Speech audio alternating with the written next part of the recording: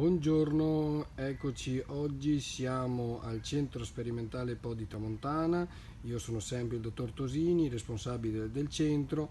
Oggi dedico un minuto alla coltivazione del fuorisuolo. Siamo nel nostro tunnel sperimentale dedicato alla coltivazione in fuorisuolo, che vuol dire non utilizzare il terreno agrario, ma utilizzare un substrato costituito da fibra di cocco e di perlite. Siamo partiti a fine di dicembre con le semine del pomodoro e del cetriolo che vedete in fondo.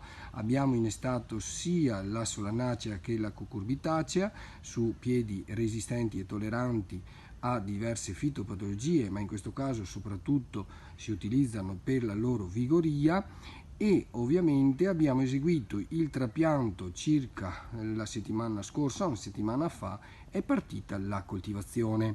Abbiamo già predisposto la legatura con lo spago, quindi il tutoraggio. Siamo alla prima formazione delle branche sul pomodoro e nel cetriolo siamo all'inizio ai primi bozzi fiorali.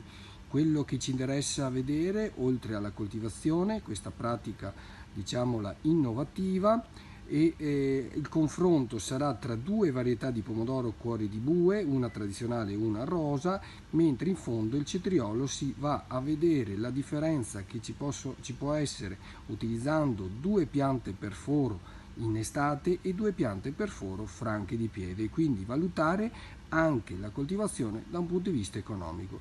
Io vi saluto, continuate a seguirci e ormai siamo arrivati a 40 giorni dal 7-8 giugno per festeggiare i 30 anni di attività sperimentale del Centro Po di Tramontana. Salute a tutti!